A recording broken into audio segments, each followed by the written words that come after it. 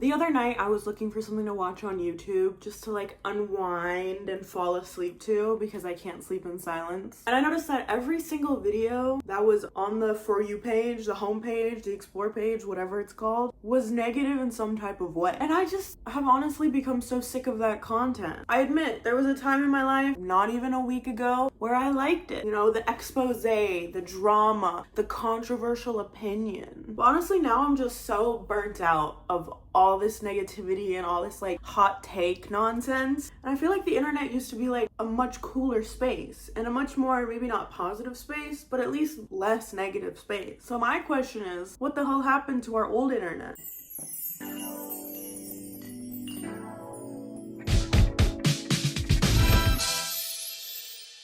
Hi cinematics, welcome back to Too Cool Cinema. A couple things. I lost my lights. I still don't have a microphone, but I have a phone. So the train don't stop just because Sarah is losing her technology. I'll find it. I went down this kind of rabbit hole of like why everything I see is super negative like on social media, because I remember it not being like that when I was younger. So I wanted to know, okay, is this like just a random biased opinion? Even though all opinions are biased by nature, but what? Or did something actually change? Is it fact or opinion? Or both? Opinion. Fact opinion.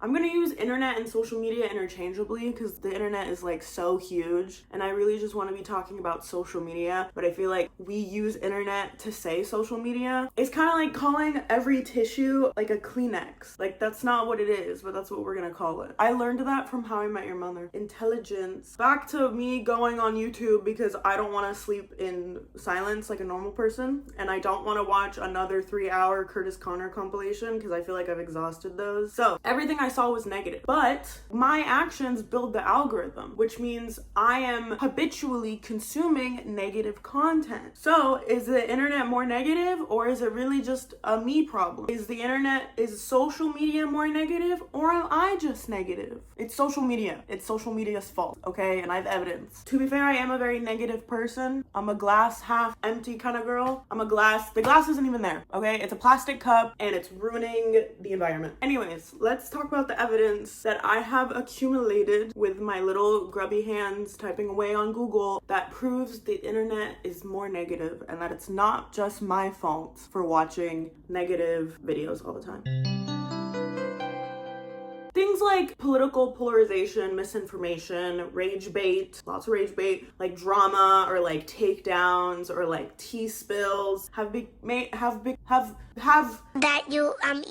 become majority of the content that we consume, or at least majority of the content that gets pushed out. Social media apps like TikTok, YouTube, Instagram, Facebook for my oldies, hey, and Snapchat. Why are you still on Snapchat? Why? Also Twitter, I guess, but Twitter has always been just fucking the worst petri dish that society has ever made. Okay, so these are all social media things, and social media pushes out content that they believe, there's not like a person behind the computer judging it, it's like an actual computer judging the content, being like, I think we're gonna push this out because this type of thing does really well, or we're not gonna push this out because it's not gonna do well, or because they just wanna silence people who advocate for certain countries and people. That's not what this is about, but y'all should know that that happens. So they push it out because they want to increase engagement. Increasing engagement gets people to stay in the app or continue using the app because they like the app, because the app gives them entertainment. More users, more retention of eyeballs means more advertisers, which means cha-ching, chicken wing, money. It means money. Not people paying to have a blue check mark. That's stupid. Like what does that mean? Why would you even do that? They want the money for the advertisers, right? That's what the social media apps want. The people who create content on these apps want to create content that they know that the algorithm will push, that the social media overlords will push, so that they can get more views and they can get paid either directly from the social media site for having cracked a certain number of views, or from sponsorship deals, or their Amazon storefront, or whatever. I don't know. I don't make money from this, so I really am not sure how it works. but you should subscribe because then maybe I'll make money and then maybe I'll buy myself a blue check mark. No, I won't. I'm not that stupid. So all this talk of engagement and algorithm and advertisers, what does it mean? Well, it means a lot of things, but basically this is what I'm getting at. We got two groups of things that are trying to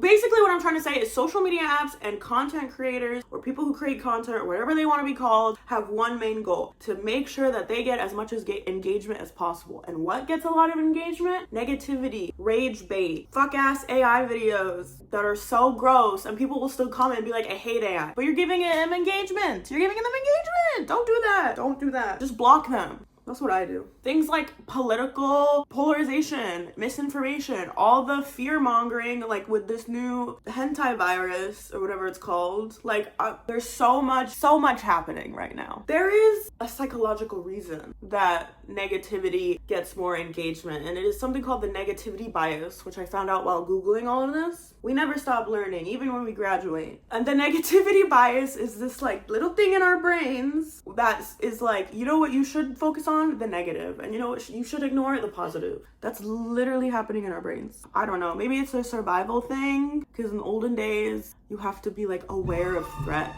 So there's this like vicious cycle because it rewards our negativity bias and it feeds off of our anger, our hurt, our rage, which is another word for anger, our fear, what have you, and then we interact with it, and then it pushes it more to us, and we interact with it more, and it's just like this cycle of doom. I feel like post-COVID, people on the internet are just like don't know how to be like social or like societally accepted of other people. Like it's always like, correct me if I'm wrong, but I don't remember it being that hateful pre-COVID. Most of the people who act like that, they get 90% of their social interaction on social media, which is already negative, so then they create all these negative patterns and negative behaviors within themselves, and then they feed it back onto it's just like this cycle of nonsense and negativity. I don't like it. I don't like it. Alert the presses. Muslim girl doesn't like negativity. Tell Fox News. How dare you? That's un-American. The thing is though, cyberbullying has always been a thing. Gossip and toxicity has always been a thing. So why is the internet more negative now than it was in the past? What changed? Because it's not like humans overnight were just like, let me be the worst actually. Let me just hurt society even more. No, something happened. There have been conditions that have changed. What are those conditions? Stick around to find out. So the like internet, I think, has been in development for a very long time. It didn't just wake up in the 1990s and be like, I have been born. But the internet with social media, social networking was called Web 2.0, which is like so scientific and like technology. And Web 2.0 emphasized user-generated content, which is exactly what it sounds. It's a content generated by the users and user-to-user interaction.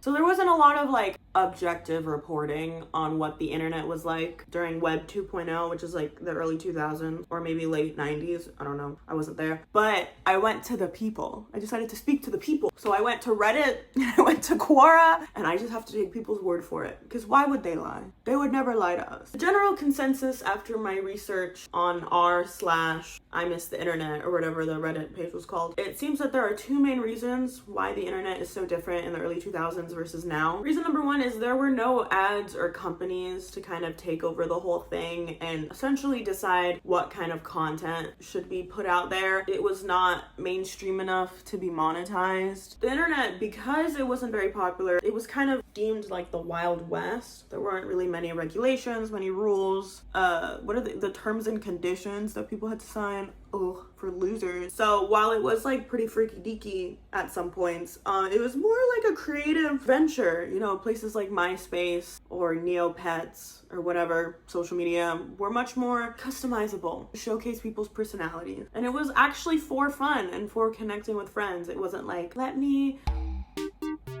don't want to make fun of content creators because look at what I'm doing. But you know what I mean? It wasn't like a competition of let me outrank everyone and let me lose my authenticity in the process. Also, secret third reason why it was, you know, different in the early 2000s than now is because the internet was generally an escape. I think that this kind of falls under the whole creativity of it all. You know, people could escape from their everyday lives, go on the internet, you know, work on their MySpace profile or go in their message rooms. I think that it just gave people access to understand themselves more, versus now it gives people access to escape who they are, and the cutting off someone's authenticity, especially at an early age, has not great repercussions. That's just my opinion. I don't have any studies to back it up, but like, you agree, right?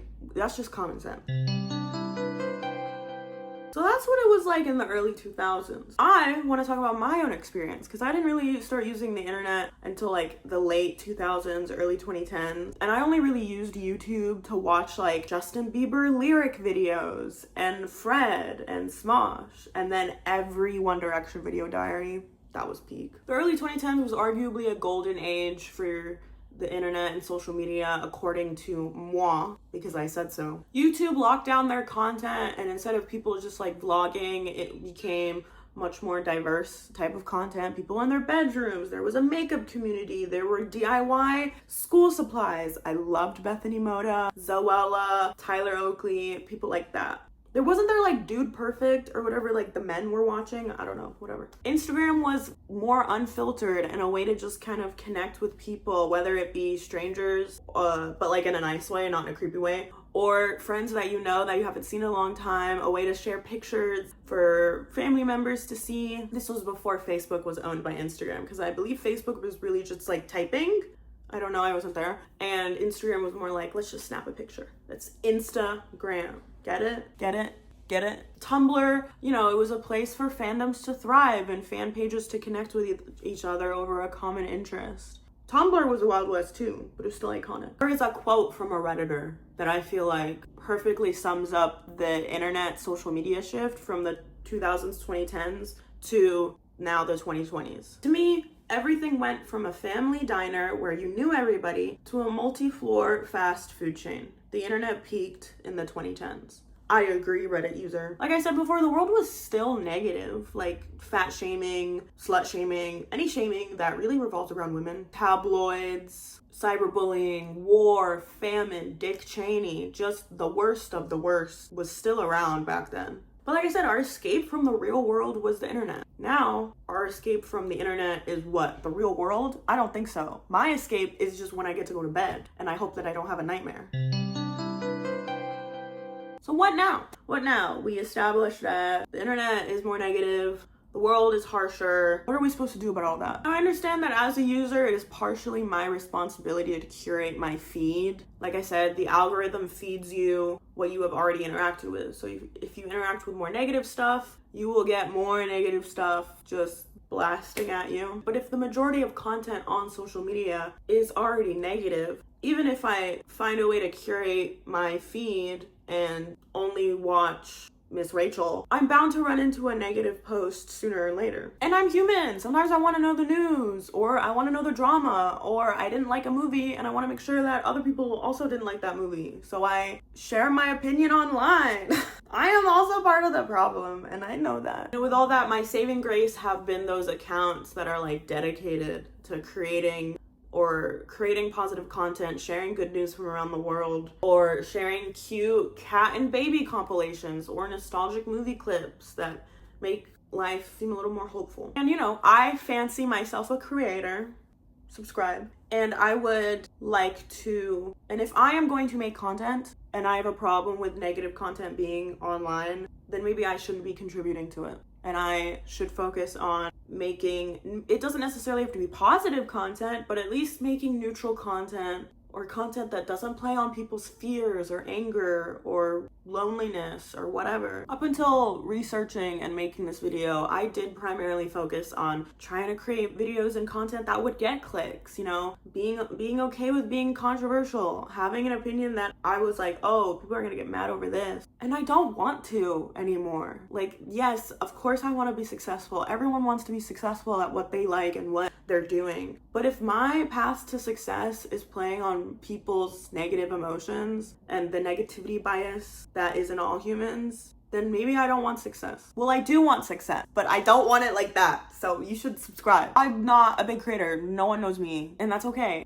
But even if it's a raindrop of a contribution, I don't want to make it if it's just gonna make the internet, social media, and by proxy the world a more negative and sad place. There was a quote from the American Psychological Association that said it's up to creators to make a gray area. So I want to focus on that. If we need an escape, you can come to my little corner of the internet and I'll give you some good vibes and some smiles. Anyways, I hope you liked that video. I hope you stay hopeful in my little cinematics. If you need a hug, a virtual hug, I'm here. But sometimes I don't like to be touched, so it's good that it's virtual, because it's not you, it's me. Boundaries are good. Like, comment, and subscribe to let the algorithm know that we're not doing negativity anymore. We're a positive, or at least neutralative channel now. Anyways, I hope you guys have a good morning, afternoon, evening, night, whenever and wherever you're watching this, and I will see you when I find my LED lights.